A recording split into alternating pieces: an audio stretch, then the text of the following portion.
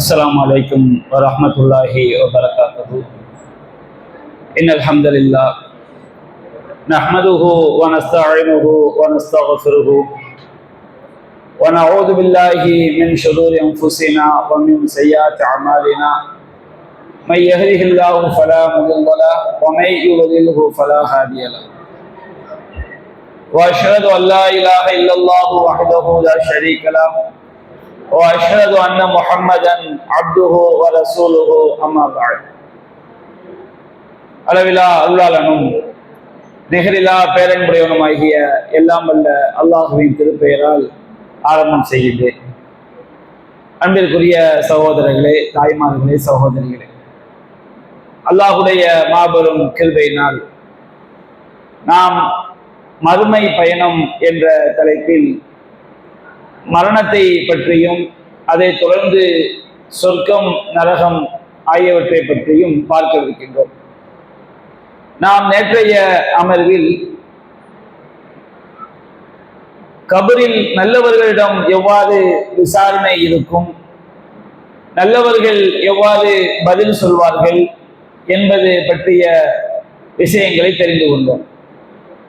அதைத் தொடர்ந்து இன்றைய தினம் தீயவர்களிடம் எவ்வாறு விசாரணை இருக்கும், தீயவர்கள் எவ்வாறு பதில் சொல்வார்கள் என்பது தொடர்பாக நபிகள் நாயகம் ஸல்லல்லாஹு அலைஹி வஸல்லம் அவர்கள் கூறிய ஹதீஸ்களை நாம் தெரிந்து கொள்ள இருக்கின்றோம்.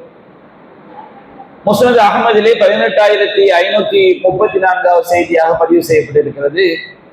நம்ம ஏற்கனவே நேற்று அதற்கு முந்தைய நாள் நாம பார்த்த பரா இப்னு ஆசிப் ரலியல்லாஹு நம்முடைய அந்த ஹதீஸினுடைய தொடர்ச்சி தான். தீயவனுடைய அந்த உயிர் சிஜ்ஜீன் என்ற அந்த ஏட்ல, தாழ்ந்த பூமியில உள்ள சிஜ்ஜீன் என்ற ஏட்ல பதிவு செய்யப்பட்ட பிறகு அவனுடைய உடலோடு தீயவனுடைய உயிர் என்ன செய்யப்படுகிறது, சேர்க்கப்படுகிறது. அப்ப அவனுடைய உயிர் சேர்க்கப்பட்டவன 2 மலக்குமார்கள் வருகிறார்கள். அவனுடைய பெயர் முன்கர் நக்கீர் என்ன செய்யப்படும், அந்த மலக்குமார்களுக்கு பெயர் சொல்லப்படும். அப்ப அந்த 2 மலக்குமார்கள் அவனை என்ன செய்கிறார்கள், எழுந்து உட்கார வைக்கிறார்கள். உட்கார வைத்து அந்த இருவரும் அவனிடம் கேட்கிறார்கள், மன் ரப்புக்க, உன்னுடைய இறைவன் யார்? அப்ப அவன் சொல்லக்கூடிய பதில் என்னன்னா, ஹா ஹா லா அதிரி, ஐயோ ஐயோ எனக்கு தெரியலையே என்ன செய்யறான். அவன் தடுமாறுகின்றான், திணறுகின்றான். ரப்பு என்ற கேள்விக்கு அவனுக்கு பதில் தெரியல. அப்போ யகூலானி லஹு மா தீனுக்க, உன்னுடைய மார்க்கம் எது என்று அவனிடம் என்ன செய்யப்படுகிறது, கேட்கப்படுகிறது. அப்போ அவன் சொல்றான் அதே பதில், ஹா ஹா லாதிரி, ஐயோ ஐயோ எனக்கு தெரியலையேன்னு அவன் என்ன செய்யறான், சொல்றான். ஏன்னா இந்த உலகத்துல வாழும்போது அவன் தீன் என்றால் என்ன என்பதை பற்றி அவன் அறியவும் இல்லை, அறிவதற்கு முற்படவும் இல்லை. அடுத்து 3வதாக அந்த மாணவர்கள் கேட்கிறார்கள், மாகாத ரஜுலுல்லதி பொய்சஃபீக்கும், உங்களுக்கு அனுப்பப்பட்ட இந்த மனிதர் யார் அப்படின்னு சொல்லி என்ன செய்றாங்க, நபிகள் நாயகம் ஸல்லல்லாஹு அலைஹி வஸல்லம் அவங்க தொடர்பா கேட்கிறாங்க. அந்த கேள்விக்கும் ஹா ஹா லா அதிரி அப்படி அவன் என்ன செய்யறான், பதில் சொல்றான். அவன் பதில் சொன்னவன வானத்திலிருந்து ஒருவர் அழைக்கக்கூடிய ஒரு சத்தம் கேட்கிறது. கதப, அவன் பொய்யுரைத்து விட்டான். ஏன்னா அந்த உலகத்துல அல்லாஹ்வையோ அல்லாஹ்வுடைய மார்க்கத்தையோ நம்பி வாழல. அந்த மார்க்கம் பொய் என்று கருதி அவன் என்ன செய்தான், வாழ்ந்தான். அப்ப அது சொல்லும் அவனுக்கு நரகத்திலிருந்து விரிப்புகளை விரியுங்கள், பாபன் இழந்தார், அவனுக்கு நரகத்தை நோக்கி ஒரு கதவை திறந்து வையுங்கள் அப்படின்னு அவனுக்கு என்ன செய்யப்படும், உத்தரவிடப்படும். அப்ப தீஹி மின் ஹர்ரிஹா, அந்த நரகத்துடைய சூடு, அந்த நரகத்துடைய புகை மூட்டம் அப்படியே அவனை நோக்கி என்ன செய்யும் வரும்.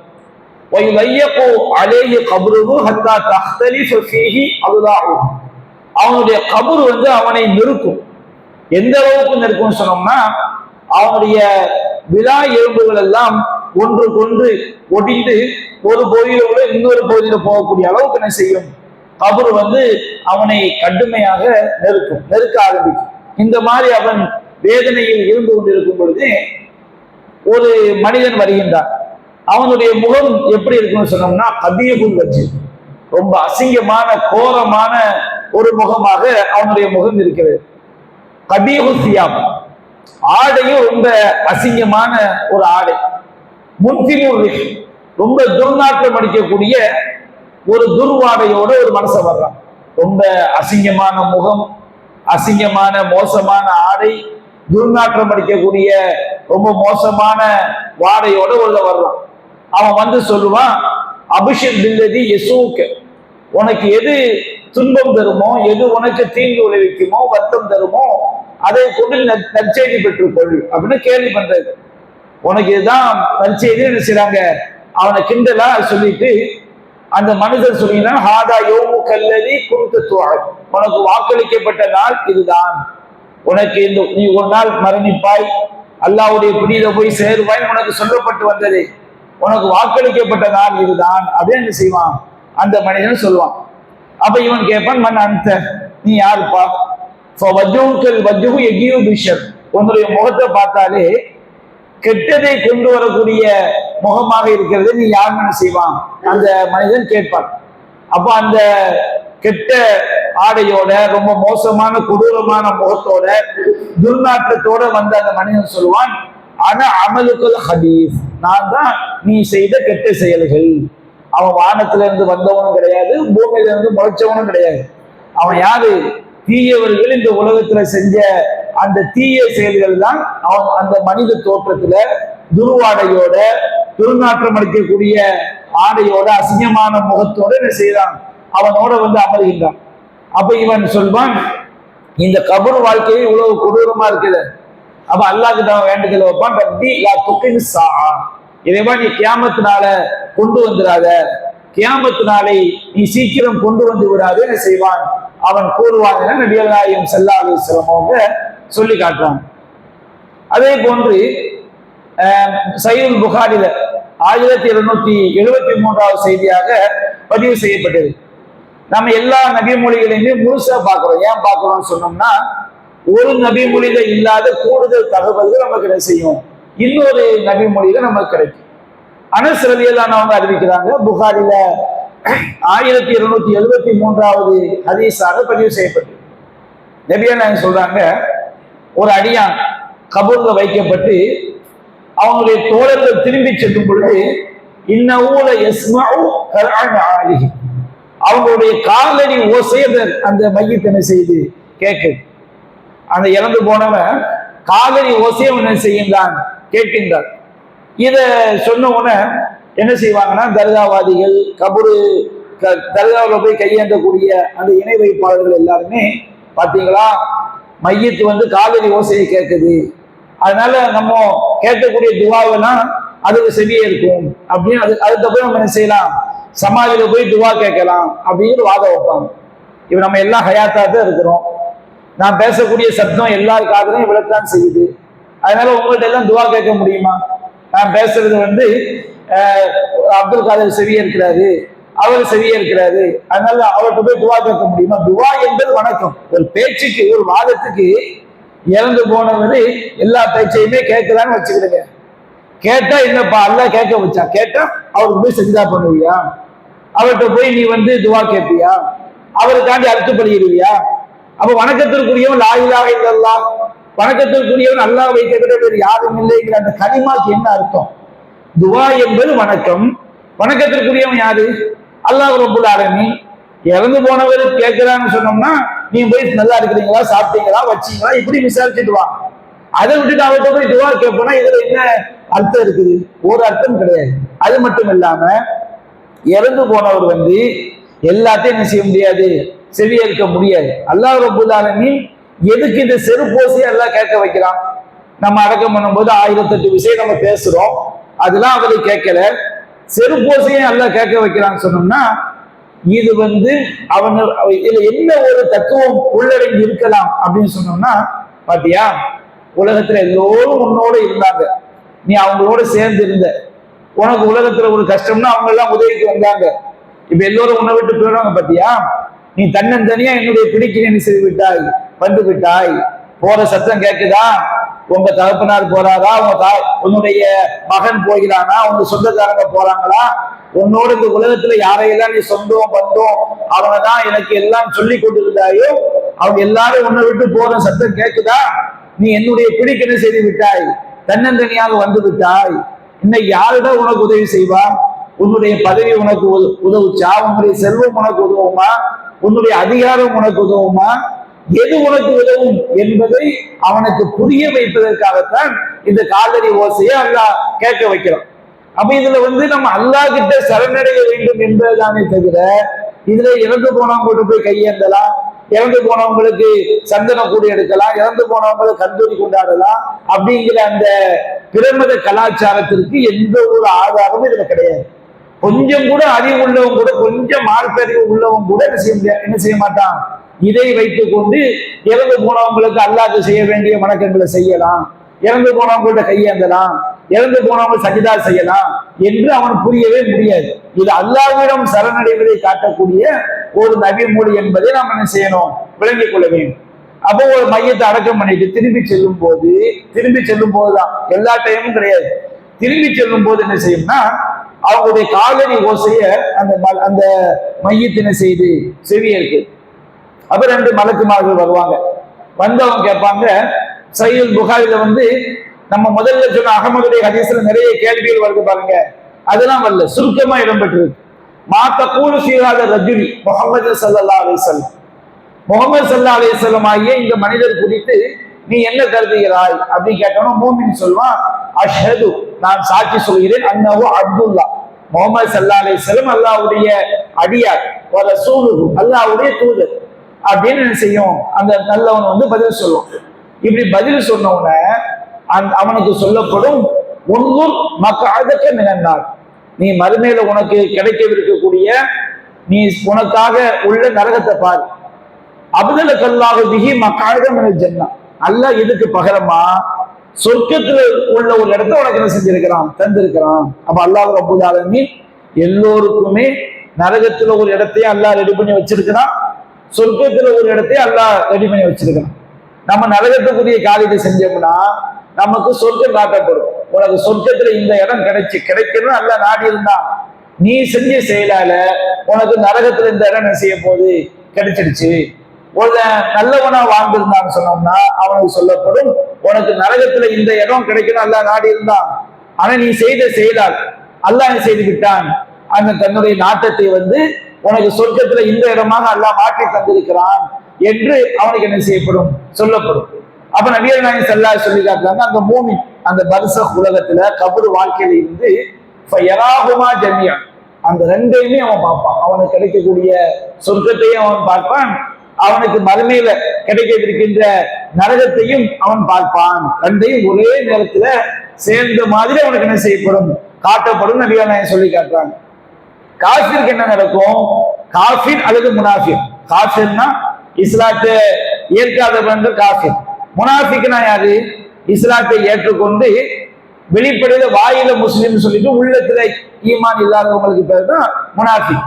அந்த காஃபிர் அல்லது முனாஃபிக் சொல்வான், நபிகள் நாயகம் குறித்து நீ என்ன கருதுகிறாய் அப்படின்னு சொல்லி கேட்டவன, என்ன சொல்லி கொண்டிருந்தாய் அப்படின்னு கேட்டவன அவன் சொல்வான், அதிரி, எனக்கு தெரியாது, குந்த அகூலும் மாயக்கூலும் நாஸ், மக்கள் என்ன பேசிக்கிட்டு இருந்தாங்களோ அதைத்தான் நான் சொல்லிட்டு இருந்தேன். அப்படிதான் நல்ல தெளிவா விளங்கிக்கணும். மக்கள் பேசுற மாதிரி நானும் 10ஓடு 11 தான் சேர்த்துக்கிடுவேன் அப்படி நம்ம என்ன செய்யக்கூடாது, இருக்கக்கூடாது. அப்போ அந்த பதில் தான் சொல்றான், மக்கள் என்ன சொல்லிட்டு இருந்தாங்களோ அதை நான் சொல்லி கொண்டிருந்தேன். அப்ப அந்த மலக்குமார்கள் சொல்லுவாங்களாம், லா தரைத்த வலா தலைத்த, நீ சிந்திக்கவும் இல்லை நீ படிக்கவும் இல்லை. லா தரைத்த, நீ என்ன செய்யவில்லை, சிந்திக்கவும் இல்லை, வலா தலைத்த, நீ குர்ஆனை படிக்கவும் இல்லை அப்படின்னு சொல்லி அவனை சொல்லுவாங்க. அவங்க எது ரொம்ப முக்கியம், நாம குர்ஆனை படிக்கவும் செய்யணும், குர்ஆனை என்ன செய்யணும், சிந்திக்கவும் செய்யும், மார்க்கத்தை படிக்கவும் செய்யணும், மார்க்கத்தை சிந்திக்கவும் செய்யும். இதுதான் முக்கியம். அதுதான் நம்ம கபூர்ல காப்பாற்றும். நம்ம எல்லோரும் செய்யறாங்க, நாமும் செய்வோம், எல்லோரும் ஊரோட ஒத்து நம்ம போனோம் வச்சுக்கிடுங்க, அதுவும் நம்மை காப்பாற்றாது. நாம நம்முடைய மறுமை காப்பாற்றுவதற்காக மார்க்க அறிவை நாம சுயமாக வளர்த்துக் கொள்ள வேண்டும். நமக்கு முடிந்த அளவு நம்ம குர்ஆனை படிக்கணும், குர்ஆனை சிந்திக்கணும். நல்லறிஞர்களுடைய யாரு குர்ஆன் சொன்ன அடிப்படையில் வழிகாட்டுவாங்களோ அந்த அறிஞர்களை தேர்ந்தெடுத்து அவங்களுடைய கருத்துக்களை கொண்டு நம்ம என்ன செய்யணும், குர்ஆனை விளங்குவதற்கு, ஹதீஸ்களை விளங்குவதற்கு, அது நம்முடைய மனதில் நிறுத்துவதற்கு நாம் முயற்சி செய்யணும். அப்படி முயற்சி செஞ்சா அது நம்ம என்ன செய்யும், காப்பாற்றும். அப்போ இப்படி சொன்னோன்னே பிறகு சும்மா யுவரபின் மித்திரப்பத்தின் ஹதி, பிறகு ஒரு இரும்பு சம்மட்டியால் அவன் அடிக்கப்படுவான். லர்பத்தன் பைன உதுனை, அவங்க ரெண்டு காதுக்கு மத்தியில இந்த பெடலில் என்ன செய்யப்படும், ஒரு இரும்பு சம்மட்டியை வச்சு கபூர் என்ன செய்யப்படும், அடிக்கப்படும். அது பர்ச உலகம். அவன் உடலோடும் உயிரோடும் அங்க இருப்பான். அவங்களுடைய ரெண்டு காதுகளுக்கு மத்தியில இரும்பு சம்மட்டியை வைத்து அடிக்கப்படும். அவன் ஒரு சப்தத்தை, பெரும் சப்தத்தை எழுப்புவான். எலி, அவனுக்கு பக்கத்துல உள்ள எல்லாமே அது செவியல். ஆடு மாடு கழுதை குதிரை எல்லாமே அந்த சப்தத்தை செவியேற்கும். இல்ல சப்பலை, இரண்டு கூட்டத்தாரை தவிர, மனித இனம் ஜின் இனம், இந்த இரண்டை தவிர அவனுக்கு அருகில் உள்ள எல்லோரும் என்ன செய்வார்கள், அந்த சப்தத்தை செவியேற்பார்கள் என்று நபிகள் நாயகம் ஸல்லல்லாஹு அலைஹி வஸல்லம் அவர்கள் கூறியதாக சஹீஹுல் புகாரில் 1273வது செய்தியாக பதிவு செய்யப்பட்டது. சரி, இப்ப கபருடைய வாழ்க்கை இருக்கு பாருங்க, மன்னரை வாழ்க்கை. இந்த மன்னரை வாழ்க்கையில என்னென்ன காரணங்களுக்காகலாம் தண்டனை இருக்குது அப்படின்னு நம்ம என்ன செஞ்சுக்கணும், தெரிஞ்சுக்கணும். இதை நாம பார்க்கறதுக்கு சில நபிமொழிகள் இப்னு ஹிப்பான்ல 3014வது செய்தியாக பதிவு செய்யப்பட்டிருக்கிறது. அபூ ஹுரைரா ரலியல்லாஹு அன்ஹு அறிவிக்கிறாங்க, நபிகள் நாயகம் ஸல்லல்லாஹு அலைஹி வஸல்லம் அவங்க சொல்றாங்க, ஒரு மூமின் அவனுடைய உயிரை கைப்பற்றும் போது ரஹ்மத்துடைய மலக்குமார்கள் வெள்ளை நிற பட்டு துணியோட என்ன செய்யறாங்க, வர்றாங்க. நம்ம முன்னாடி பார்த்த ஹதீஸ்ல சொர்க்கத்துடைய கஃபன். அப்போ அவங்க அதுதான் வெள்ளை நிற பட்டு துணி இந்த ஹதீஸ்ல வெள்ளை நிற பட்டு துணியோட வர்றாங்க.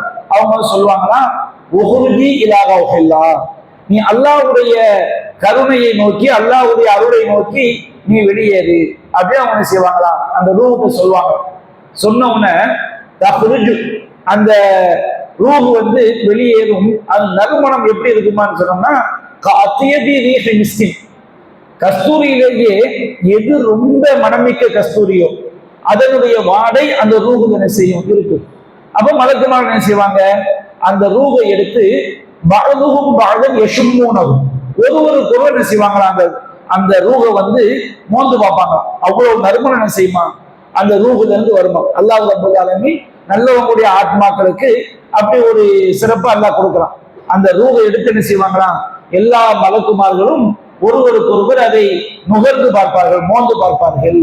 அப்போ ஹத்தா யௌத்தூன பிஹி பாபஸ்ஸமா, அந்த ரூஹை கொண்டு அப்படி என்ன செய்வாங்களா, வானத்துடைய வாசலுக்கு வந்தவுடனே அங்க உள்ள மலக்குமார்கள் கேட்பாங்களா, மாஹாதிஹி ரீஹு தையிபத்து அல்லதி ஜாஅல் அர்த், பூமியிலிருந்து வரக்கூடிய இந்த பரிசுத்தமான நறுமணம் என்னன்னு கேட்பாங்க. என்ன பூமியில இருந்து ஒரு பயங்கரமான நறுமணம் வருது என்னன்னு கேட்பாங்க. அப்போ அந்த மாதிரி ஒவ்வொரு வானத்துடைய மலக்குகளும் அதே மாதிரி கேட்பாங்க. அப்போ வானத்துடைய கதவு திறக்கப்பட்டு அந்த ரூஹ் என்ன செய்யப்படுமா, கொண்டு செல்லப்படுமா. இந்த இடத்துல நபிகள் நாயகம் சொல்லி காட்டுறாங்க, ஹத்தா யௌத்தூன பிஹி அர்வாஹல் மூமினீன், அந்த ரூஹை மூமின்களுடைய ரூஹோடு அவங்க செய்றாங்க. மூமின்களுடைய ரூஹ் அங்க இருக்குமா, அதோடு என்ன செய்றாங்க, இவங்க கொண்டு போறாங்க. அப்போ ஒரு புது ஆள் அங்க வந்தவுடனே ஏற்கனவே மூமின்களுடைய ரூஹ் அங்க இருக்குது, உயிர்கள் அங்க இருக்குது. அப்போது புதிய ஒரு ரூஹ் வந்தவுடனே ஃபலஹும் அஷத்து ஃபலஹன் பிஹி மின் அஹ்லில் காயிப் பிகாயிபி, ஒரு வெளியூர் போனவன் திரும்பி வரும்போது, காணா போனவன் திரும்பி வரும்போது மக்கள் எந்த அளவுக்கு சந்தோஷப்படுவாங்களோ அந்த அளவுக்கு புதுசா ஒரு ரூஹ் வந்தவுடனே அங்க உள்ள மூமின்களுடைய ரூஹ் தான் என்ன செய்யலாம், மிக அதிகமாக சந்தோஷப்படுமா. அப்ப நமக்கு என்ன தெரியுது, நாம மௌத்தா போன பிறகு இந்த உலகத்தை நம்ம யாரோட பழகணுமோ, யாரோட நம்ம உறவு கொண்டிருந்தோமோ அந்த உயிர்கள் நமக்கு முன்பாகவே மரணித்திருந்தால் அவங்களை சந்திக்கக்கூடிய வாய்ப்பும் எங்க இருக்குது, மரணத்திற்கு பிறகு பரிசக்கூடிய வாழ்க்கையில இருக்குது. அப்போ ரொம்ப சந்தோஷப்படுவாங்க. அப்போ அவங்க கேட்பாங்களாம், இந்த ரூஹ் அங்க போனவுடனே அங்க ஏற்கனவே மூமின்களுடைய ரூஹ்கள்லாம் இருக்கும். அப்போ அவங்க கேட்பாங்க, மா ஃபஅல ஃபுலான், ஒரு ஆளை குறிப்பிட்டு இன்னார் என்ன ஆனாரு அப்படின்னு கேட்பாங்க. இப்போ உதாரணத்துக்கு ஒரு அப்துல் காதர் இன்னைய டேட்டுக்கு மௌத்தாவுங்க, ஒரு 10 நாளைக்கு ஒரு மாசத்துக்கு முன்னாடி ஒரு ஆள் மௌத்தாயிட்டான்னு வச்சுக்கிடுங்க. இந்த அப்துல் காதர் மூமினா இருந்தா இவர் அந்த மூமின்கள் சந்திக்கும் போது அவங்க கேட்பாங்க, அவர் என்ன ஆனாருன்னு என்ன செய்வாங்களா, அவங்க கூட்டாளிகளை கொடுத்து என்ன செய்வாங்க கேட்பாங்க. கேட்டவுடனே அந்த கேள்விக்கு இவர் பதில் சொல்றதுக்கு முன்னாடியே மற்ற மூமின்கள் சொல்லுவாங்களாம், தஅூஹு ஹத்தா யஸ்தரீஹ, அவர் கொஞ்சம் ஓய்வு எடுக்கட்டும், நிம்மதியா இருக்கட்டும். வந்த உடனே கேள்வி கேட்கிறதா, கொஞ்சம் அவர் ஓய்வு எடுக்கட்டும், நிம்மதியா இருக்கட்டும். ஃபஇன்னஹு கான ஃபீ கம்மி துன்யா, அவர் உலகத்துடைய துன்பத்திலிருந்து வந்திருக்காரு, நிம்மதியா அவன் சேர்ந்துட்டாரு. வந்த உடனே தோணதெல்லாம் கேள்வி கேட்டுக்கிட்டு கொஞ்சம் அவரு அமைதி அடையட்டும் நினைச்சுவாங்களாம். அமைதி அடைய விட்டவுடனே இந்த புதிய ரூம் சொல்லுமா, அது மாத்த அவர் ஏற்கனவே மூத்தாயிட்டாரு, எனக்கு முன்னாடியே அவர் என்ன செஞ்சாரு, மௌத்தாகி வந்துட்டாரு. அப்ப இவருக்கு முன்னாடியே மௌத்தாகி அவர் போயிருந்தா வச்சுக்கிடுங்க, அவங்க யாரை சந்திச்சிருக்கணும், மூமின்களுடைய ரூகளோட சந்திச்சிருக்கணும். ஆனா அந்த மூமின்கள் அவங்க இவரை பார்த்திருந்தாங்கன்னு அந்த கேள்வியை கேட்க மாட்டாங்க. அப்ப அந்த இவருக்கு முன்னாடி மௌத்தானவர் என்ன செய்யல, அந்த மூமின்களுடைய ரூபை சந்திக்கல. அப்ப அவங்களே ஒரு முடிவு சொல்லுவாங்களா, அவன் அவனுடைய தங்குமிடமான ஹாவியாவுக்கு கொண்டு செல்லப்பட்டு விட்டார். அந்த ரூஹ் இங்க வராட்டா, மூமின்களுடைய ரூஹை நோக்கி வரலன்னு சொன்னோம்னா அவன் எங்கதான் போயிருக்கிறான், நரகத்துக்கு தான் போயிருக்கிறான் அப்படின்னு சொல்லி அந்த மூமின்கள் சொல்வார்கள் என நபிகள் நாயகம் ஸல்லல்லாஹு அலைஹி வஸல்லம் என்ன செய்றாங்க சொல்லி காட்டுறாங்க. அப்ப நம்ம மரணித்த பிறகு மறுமையில மற்ற மூமின்களுடைய ரூஹுகளை சந்திக்கக்கூடிய வாய்ப்பு, மூமினாக இருந்தால் பிற மூமின்களை சந்திக்கக்கூடிய வாய்ப்பு என்ன செய்து பர்சக் உலகத்துல இருக்குது என்பதை இந்த ஹதீஸ் காட்டுது. ரெண்டாவது விளங்கிக்கிறங்க, அந்த மூமின்களை சந்திக்காத எல்லா உயிர்களுமே அது எங்கதான் போகுது, அது ஹாவியா. குர்ஆன்ல அல்லாஹ் சொல்லானா இல்லையா, ஹாவியா வமா அத்ராக மாஹியா நாரும் ஹாமியா. ஹாவியா என்றால் என்னவென்று உமக்கு எது அறிவிக்கும், அது கொழுந்து விட்டெறியக்கூடிய நரக நெருப்பு. அப்ப பர்சக் உலகத்திலேயே ஒரு நரகம் இருக்கு. அது மறுமையில உள்ள நரகம் மாதிரி இருக்குமா, வித்தியாசப்படுமா நமக்கு தெரியல. ஆனா பர்சக் உலகத்துல என்ன செய்யுது, ஒரு நரகம் இருக்கு.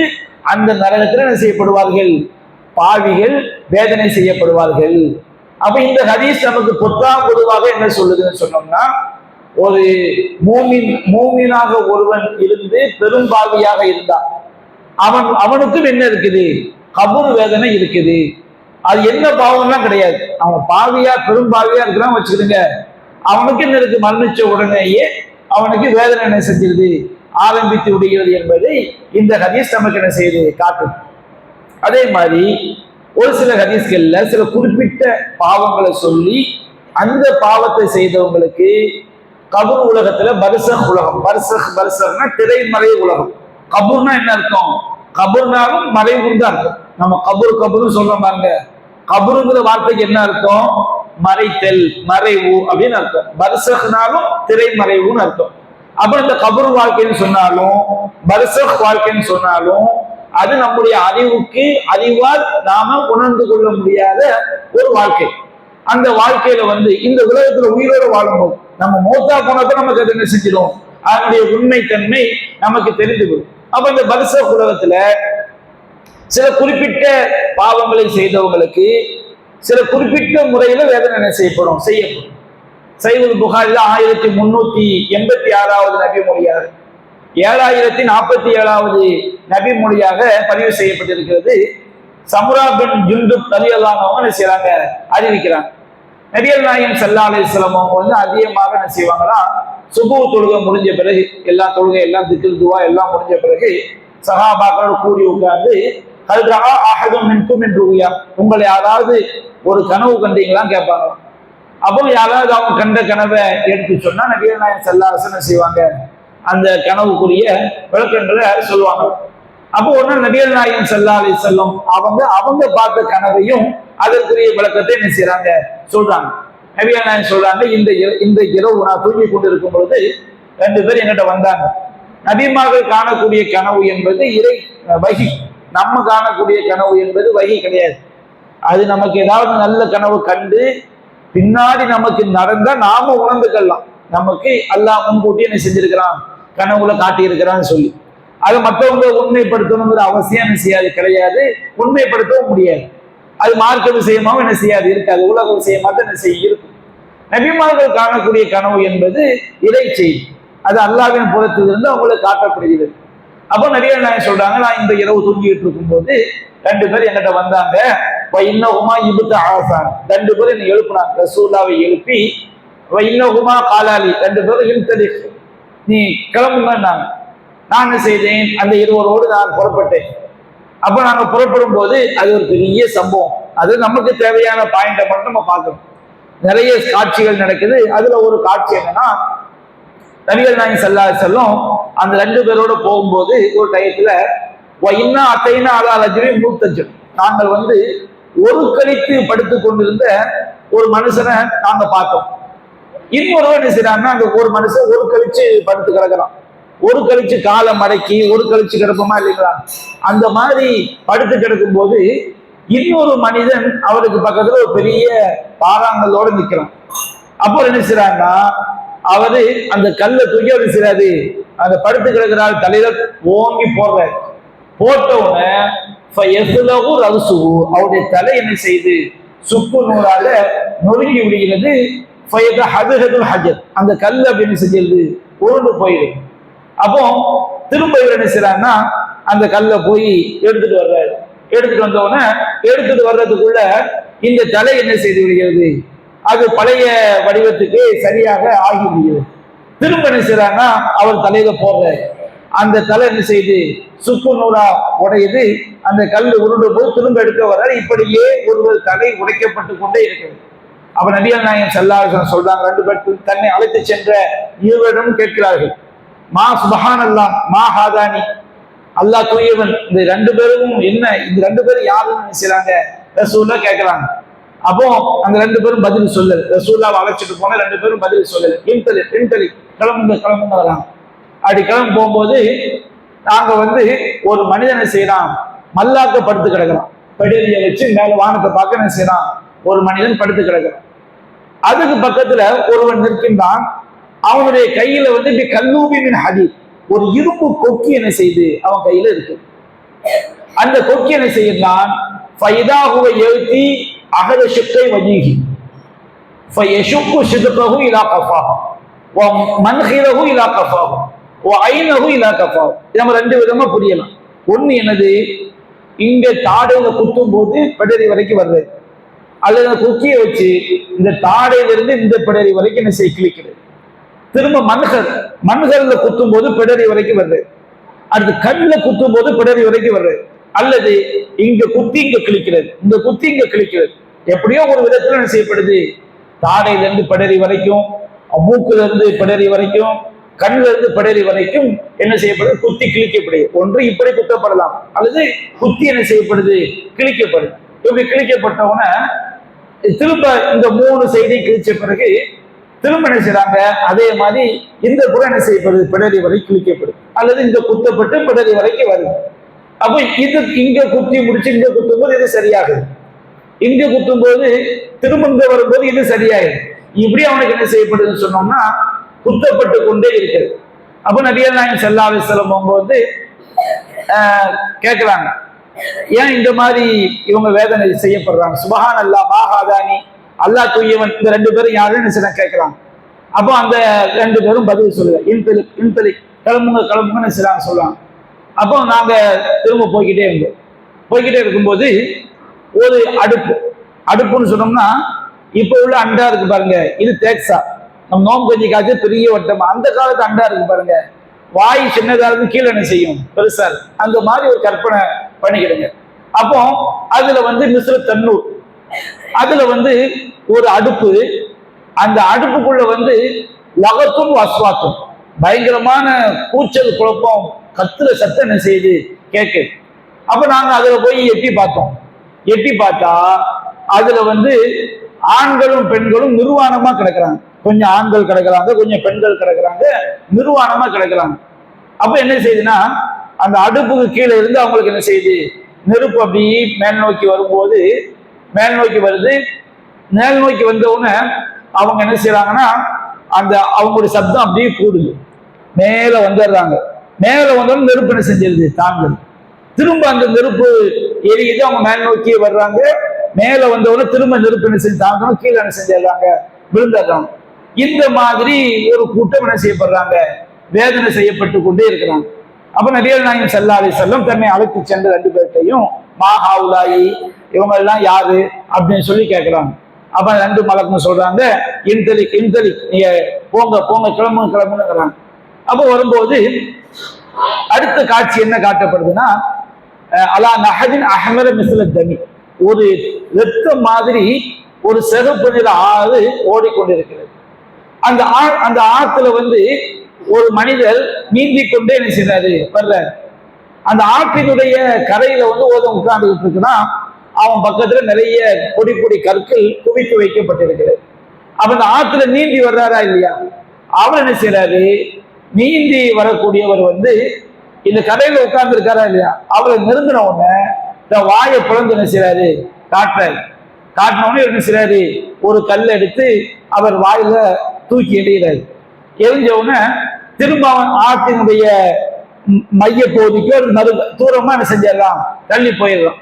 தள்ளி போனவன திரும்ப அங்கிருந்து நீந்தி இந்த கரையில் இருக்க போய் நோக்கி வந்து வாயை புழக்கலாம். இவர் என்ன செய்யறாரு, ஒரு கல் எடுத்து வாயில எறிகிறாரு. திரும்ப ஆற்றுக்கு உள்ள இழுத்து செல்லப்பட்டாராம். திரும்ப நீந்தி வர்றான், ஒரு வாயை புழக்கிறான், ஒரு கல் எடுத்து வாயில எறிஞ்சவன திரும்ப ஆற்றினுடைய மைய பகுதிக்கு அவன் கொண்டு செல்லப்பட்டாராம். அப்ப நபிகள் நாயகம் ஸல்லல்லாஹு அலைஹி வஸல்லம் வந்து மா ஹாதானி, இந்த ரெண்டு பேரும் யாரு அப்படின்னு செய்யறாங்க கேட்கிறாங்க. ஜிப்ரீல்ட்ட தன்னை அழைத்து சென்ற ரெண்டு பேர்ட்டை கேட்கிறாங்க. அப்போ அவங்க சொல்றாங்க, இன்தலிக் இன்தலிக், நீங்க கிளம்புங்க வாங்க வாங்கன்னு அழைச்சிட்டு போறாங்க. இந்த ஹதீஸை பாத்தீங்கன்னா இதுல நிறைய காட்சிகள் நபிகள் நாயகத்துக்கு காட்டப்படுது. இந்த ஹதீஸ்ல நமக்கு தேவையான சப்ஜெக்ட் மட்டும் நம்ம என்ன செஞ்சிருக்கிறோம், சொல்லி இருக்கிறோம். அப்போ பின்ன அந்த ஹதீஸுடைய கடைசியில பார்த்தோம்னா அந்த அந்த நபிகள் நாயகம் ஸல்லல்லாஹு அலைஹி வஸல்லம் அவர்கள் பார்த்த காட்சிகளுக்குரிய விளக்கம் என்ன செய்யப்படுது, சொல்லப்பட்டுச்சு. அப்ப என்னன்னு சொன்னோம்னா, அந்த ரெண்டு பேரும் யாருன்னா ஜிப்ரீல் மீகாயில், நபிகள் நாயகம் ஸல்லல்லாஹு அலைஹி வஸல்லம் அவங்களை அழைச்சிட்டு சென்ற மலக்குமார்கள். அவங்க சொல்றாங்க, முதல்ல ஒரு மனிதருடைய தலை உடைக்கப்பட்டுச்சு பாருங்க, பெரிய பாறாங்கல்ல வச்சு உடைக்கப்பட்டுச்சு தெரியுங்களா. அவர் யாருன்னா ஃபைன்னஹு ரஜுலுன் யஹுதுல் குர்ஆன ஃபயர்ஃபுதுஹு, அவர் குர்ஆனை எடுத்துக்கொண்டு அதை புறக்கணித்தது. ஒண்ணு குர்ஆனை மனப்பாடம் பண்ணி அதை மறந்தது, அது அது இந்த அளவுக்கு பெரிய பாவமானது தெரியல. ஆனா குர்ஆனை தெரிந்து அதை புறக்கணிச்சு என்ன செஞ்சிருக்கலாம், வாழ்ந்திருக்கலாம். குர்ஆனை தெரிஞ்சு என்ன செஞ்சிருக்கலாம், அதை புறக்கணித்து வாழ்ந்திருக்கலாம். சலாத்தில் மக்தூபா, கடமையான தொழுகையை தொழாம தூங்கியவர்.